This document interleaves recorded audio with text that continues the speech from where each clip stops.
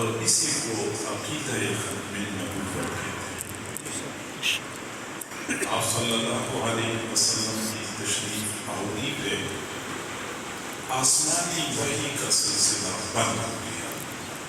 کوئی بندہ کسی بھی توجیہ اور تأویل کے ساتھ یہ دعویٰ کرے کہ میں اللہ کا نبی ہوں، میری پر وحی آتی ہے، اس بندے کا ایمان سے کوئی تعلق نہیں ہے، وہ دجال، کذاب اور جھوٹا ہے۔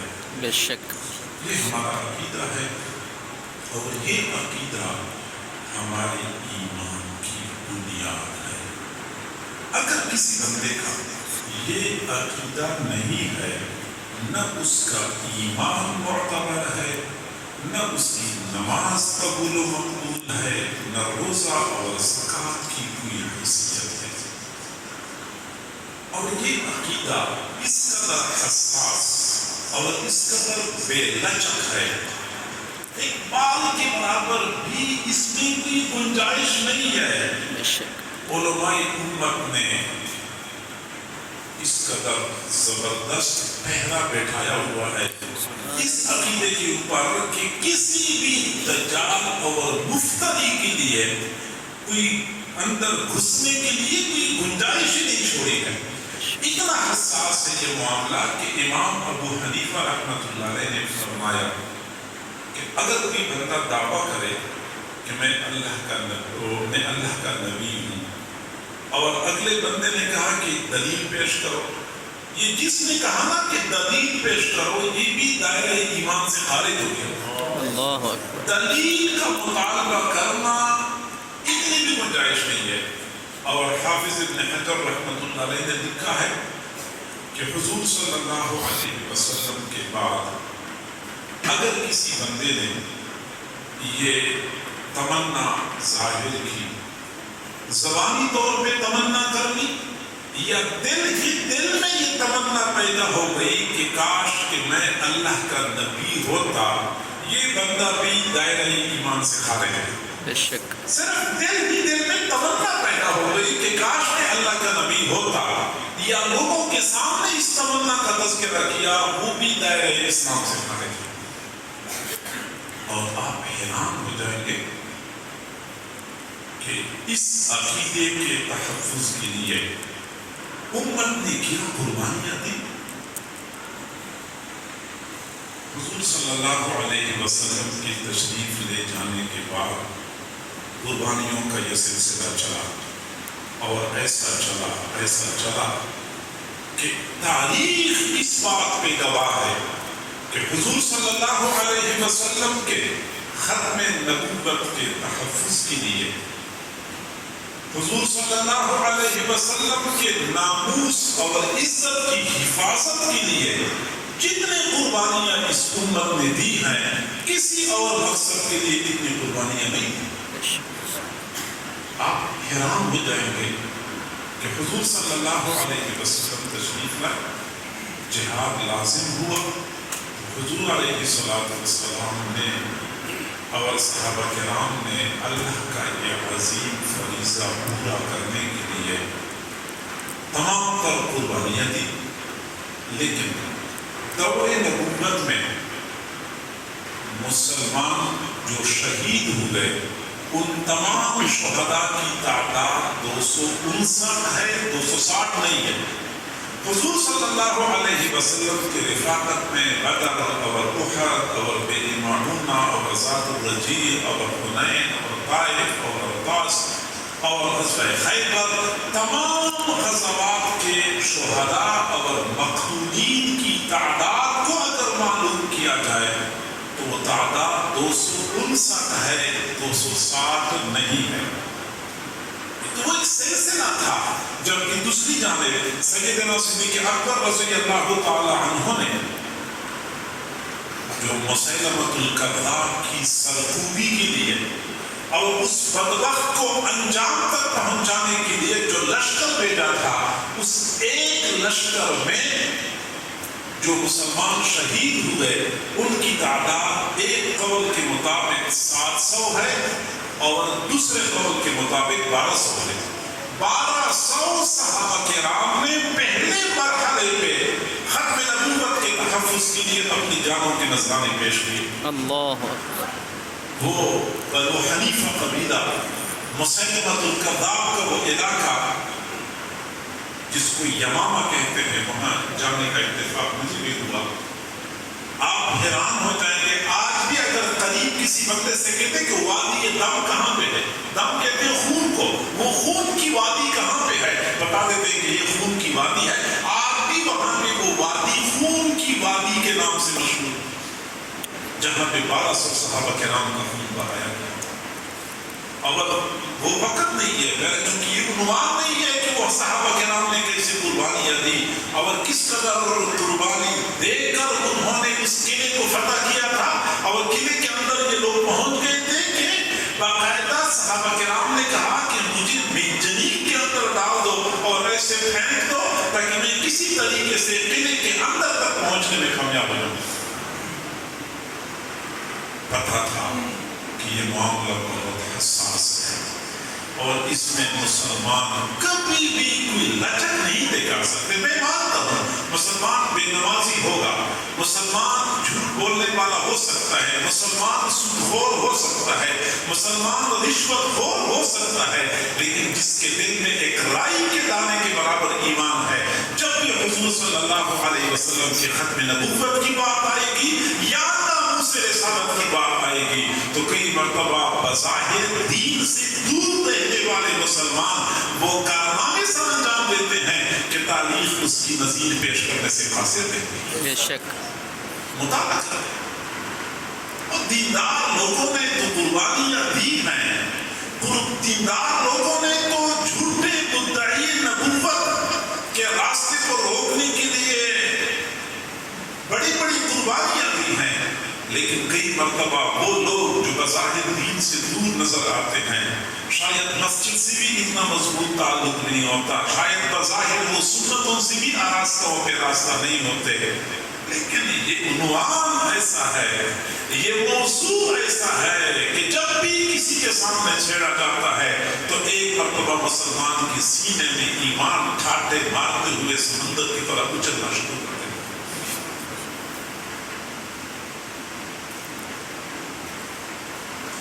اور پھر دور نبوت سے لے کر آج تک یہ سلسلہ چلتا رہا، کیونکہ حضور صلی اللہ علیہ وسلم نے یہ فرمایا تھا کہ میری نبوت کے بعد بھی یہ سلسلہ چلے گا اور یہ جھوٹے مدعی دعوے کرتے رہیں گے. جیسے حضور نے فرمایا ویسے ہی یہ سلسلہ چلتا رہا اور 14 صدیوں کی تاریخ میں موقع بہ موقع، گاہے بگاہے، مختلف ممالک میں، مختلف اطراف و اطراف میں لوگ اس طرح کے دعوے کرتے رہے. اور جب بھی کسی نے دعویٰ کیا ہے تو اسی وقت کے علماء نے، دین کا درد رکھنے والوں نے اس فتنے کی سرخوبی کا حق ادا کیا ہے اور کسی فتنے کو پنپنے نہیں دیا، کسی فتنے کو آگے نہیں بڑھنے دیا. ہمارے قریب کے زمانے میں پھر برطانوی استعمار کی پشت پناہی کی بنیاد پہ قادیان میں ایک بدبخت کھڑا ہو گیا جس نے نبوت کا دعویٰ کیا. چونکہ پیچھے یہود اور نصارہ کی پوری پشت پناہی ہے، بلکہ اب تو عالمی طاقتیں ساری کی ساری ان کی پشت پہ ہیں. اللہ تعالیٰ جزائے خیر دے ہمارے اکابر جنہوں نے اس فتنے کے خطرے کو بھانپ لیا، سمجھ گئے اور بروقت امت کو بچانے کے لیے اور امت کو خبردار کرنے کے لیے اقدامات شروع کر دیے. اور میں بڑے رسوخ سے یہ بات کرتا ہوں کہ اگر یہ ہمارے اکابر نہ ہوتے، ان کا اخلاص نہ ہوتا، ان کی یہ جہد مسلسل نہ ہوتی تو یہ فتنہ جو اس وقت پریشان کن حالت میں نظر آ رہا ہے یہ اس سے کئی گنا زیادہ پریشان کن ہوتا، کیونکہ پیچھے بڑے بڑے بدمعاش کھڑے ہیں.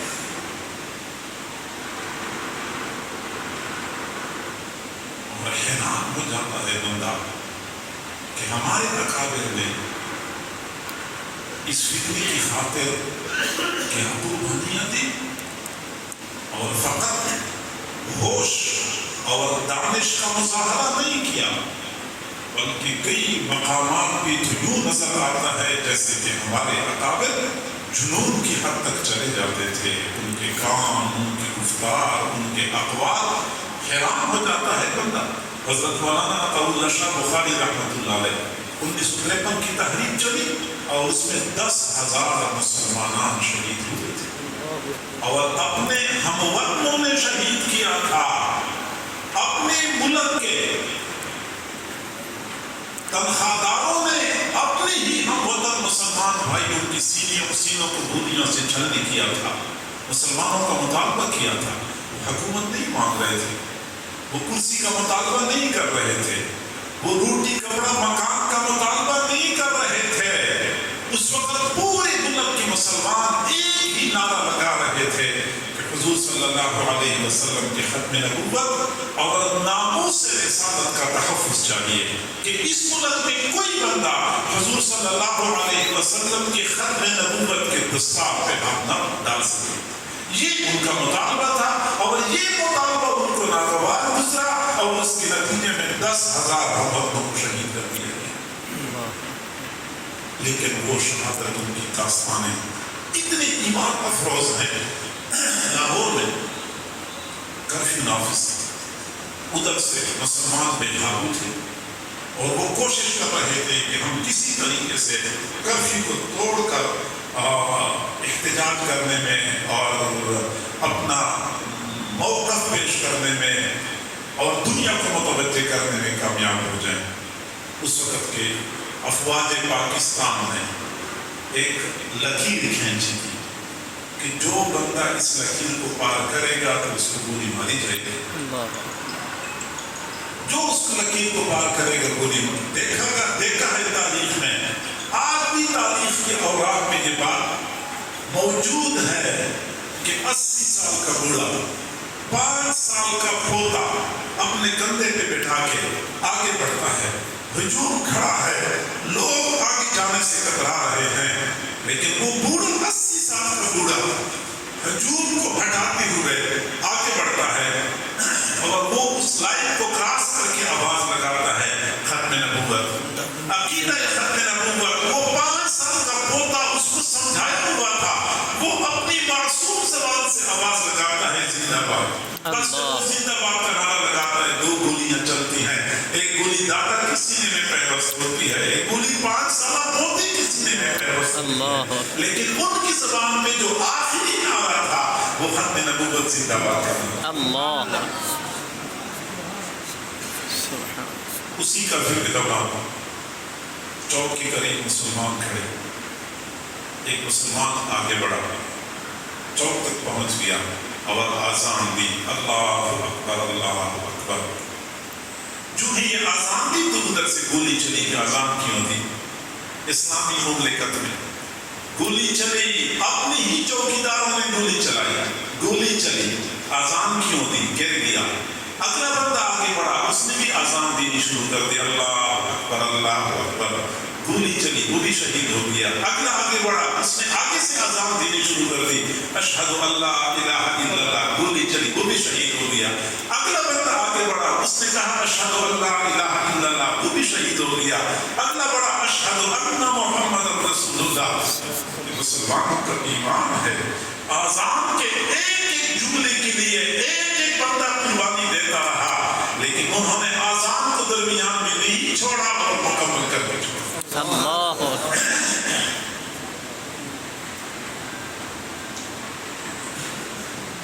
10,000 ہم وطن شہید ہوئے. 1955 میں حضرت مولانا عطاء اللہ شاہ بخاری رحمۃ اللہ علیہ فالج بھی ہوا تھا. وہ آواز نہیں رہی تھی،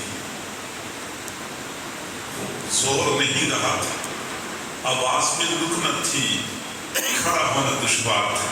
جیسے وہ 3 گھنٹے کھڑے ہو کے بیان کرتے تھے، تقریر کرتے تھے، نہیں کر سکتے تھے، لیکن پھر بھی پہنچے جلسے کے لیے لاہور میں 1955 میں. بیٹھے ہوئے تھے، کھڑے نہیں ہو سکتے تھے، اور پھر بھی تقریر فرما رہے تھے. کسی نے پرچی دی اور پرچی میں یہ لکھا ہوا تھا کہ 1953 کی تحریک میں 10,000 بندے شہید ہوئے ہیں، بچے یتیم ہو گئے، عورتوں کے سہاگ اجڑ گئے، والدین بے سہارا ہو گئے. اس کا ذمہ دار کون ہے؟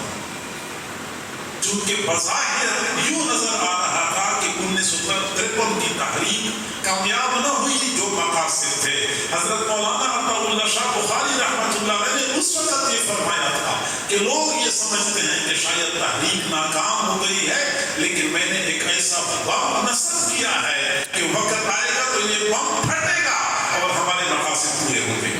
اور پھر دنیا نے دیکھ لیا کہ 21 سال کے بعد 1974 میں وہ مقاصد پورے ہو گئے. بہرحال حضرت مولانا عطا اللہ شاہ بخاری رحمۃ اللہ علیہ سے کسی نے کہا کہ یہ جو 10,000 بندے شہید ہوئے ہیں اور اس سے بھی زیادہ بچے یتیم ہو گئے، عورتوں کے سہاگ اجڑ گئے، اس کا ذمہ دار کون ہوگا؟ حضرت نے فرمایا، تھوڑی دیر کے لیے توقف کیا، پھر فرمایا کہ ان 10,000 بندوں کے خون کا حساب قیامت کے دن میں دوں گا. اللہ. پھر فرمایا نہیں، حضور صلی اللہ علیہ وسلم کے زمانے سے لے کر آج تک ختم نبوت کی خاطر جن لوگوں نے قربانی دی ہے میں سب کے خون کا حساب دوں. اللہ. اور پھر فرمایا نہیں، آج کے بعد سے لے کر قیامت تک جتنے لوگ قربانی دیتے ان کا حساب میں دوں. اللہ. اور پھر آخر میں فرمایا خدا کی قسم اگر پوری امت اور تمام مسلمان میرے نانا کی جوتی کے ایک تسمے پر قربان ہو جائے، میں پھر بھی کہتا ہوں کہ حق ادا نہ ہوا. اللہ. یہ وہ لوگ تھے جن کے دلوں میں عشق رسول سمایا ہوا تھا. آج کہا جاتا ہے کہ یہ لوگ رسول اللہ کو نہیں مانتے، یہ رسول اللہ کی گستاخ ہیں، یہ رسول اللہ سے محبت نہیں کرتے. کیا فرماتے ہیں؟ اگر پوری امت میرے نانا کی جوتی کے ایک تسمے کی خاطر قربان ہو جائے، میں پھر بھی کہتا ہوں کہ حق ادا نہ ہوا. اور پھر اپنے مخصوص انداز میں فرمایا کہ قیامت کا دن ہوگا تو میں اپنے نانا سے کہوں گا. نانا ایک تو وہ لشکر تھا جو حضرت ابوبکر صدیق کے زمانے میں مسیلمۃ الکذاب کی سرکوبی کے لیے نکلا تھا اور 1200 بندے شہید ہوئے تھے. وہ 1200 شہداء ایک طرف، دوسری جانب یہ میرے ساتھی جو یہاں پاکستان میں 10,000 کی تعداد میں شہید ہوئے ہیں، میں نانا سے کہوں گا میرے نانا ان شہداء کی شہادت کا جو مقصد تھا، ان شہداء کی شہادت کا مقصد بھی وہی تھا. چونکہ مقصد ایک ہے، اس لیے میرا یہ مطالبہ ہے کہ میرے ان ساتھیوں کو ان شہداء کے ساتھ کھڑا کر دیا جائے. اللہ اکبر. نعرہ تکبیر. میرے نانا میرا یہ مطالبہ مان لیں گے اور پھر میرے ساتھیوں کو ان شہداء کے ساتھ کھڑا کر دیا جائے. میں نے کہا بہت جذباتی تعلق، جنون کی حد تک کا تعلق تھا. حضور صلی اللہ علیہ وسلم کی ذات کی خاطر ایک مسلمان، اللہ تعالیٰ ہمیں معاف فرمائے، اللہ تعالیٰ ہمیں آزمائش سے بچائے، اللہ ہمیں امتحانات سے بچائے. لیکن ہوتا یہی ہے کہ کمزور سے کمزور ایمان والا بھی پھر ایسے موقع پہ وہ ایمان اوپر اٹھ آتا ہے اور اپنا زور دکھاتا ہے. حضرت مولانا عطا اللہ شاہ بخاری رحمۃ اللہ علیہ لاہور میں تقریر کر رہے تھے. حکومت تحریک کو دبانے کی کوشش کر رہی تھی اور وہ اٹھانے کی کوشش کر رہے تھے. عین تقریر کے دوران کسی نے پرچی دی تھی کہ لاہور میں خواجہ ناظم الدین آیا ہوا ہے. خواجہ ناظم الدین پاکستان کا دوسرا گورنر جنرل تھا، وہ آیا ہوا ہے، وہ وزیر اعظم کے فرائض سر انجام دیا کرتا تھا. اس وقت لیاقت علی خان کے بعد وہ بنا تھا، وہ آیا ہوا ہے. تو حضرت مولانا سید عطا اللہ شاہ بخاری رحمۃ اللہ علیہ اپنے سر سے ٹوپی اتار دی اور ایسے اچھال دی اور فرمایا لاہور والو، تم میں سے کوئی ایسا بندہ ہے جو میری یہ ٹوپی اٹھا لے؟ اور یہ جا کے خواجہ ناظم الدین کے قدموں پہ رکھ، اور خواجہ ناظم الدین سے کہہ دے کہ یہ وہ ٹوپی ہے جو کبھی کسی کے سامنے جھکی نہیں ہے، یہ صرف اور صرف آپ کے قدموں پہ گری ہوئی ہے، اس سے پہلے کسی اور کے سامنے نہیں گری ہے۔ خواجہ ناظم الدین، ہم آپ کے خلاف انتخابات لڑنے کا کوئی ارادہ نہیں رکھتے، ہم آپ سے اقتدار چھیننے کا کوئی ارادہ نہیں رکھتے، ہمارا آپ سے ٹکرانے کا کوئی ارادہ نہیں ہے۔ ہمارا تو یہ حال ہے کہ اگر پاکستان کے بیت المال میں کوئی سور موجود ہے، عطا اللہ شاہ بخاری ان سور کا ریوڑ چڑھانے کے لیے بھی تیار ہے، لیکن ایک شرط ہے کہ میرے نانا کی عزت اور ناموس کے تحفظ کے لیے کوئی ایسا قانون منظور کروائیں تاکہ کوئی بندہ میرے نانا کی ختم نبوت کے دستار پہ ہاتھ نہ ڈال سکے، کوئی بندہ میرے نانا کی شان میں توہین نہ کر سکے۔ ایک ایسا قانون آپ نافذ کر دے، قانون بنائیں، میں تمہارے سوروں کا ریوڑ چلانے کے لیے بھی تیار ہوں۔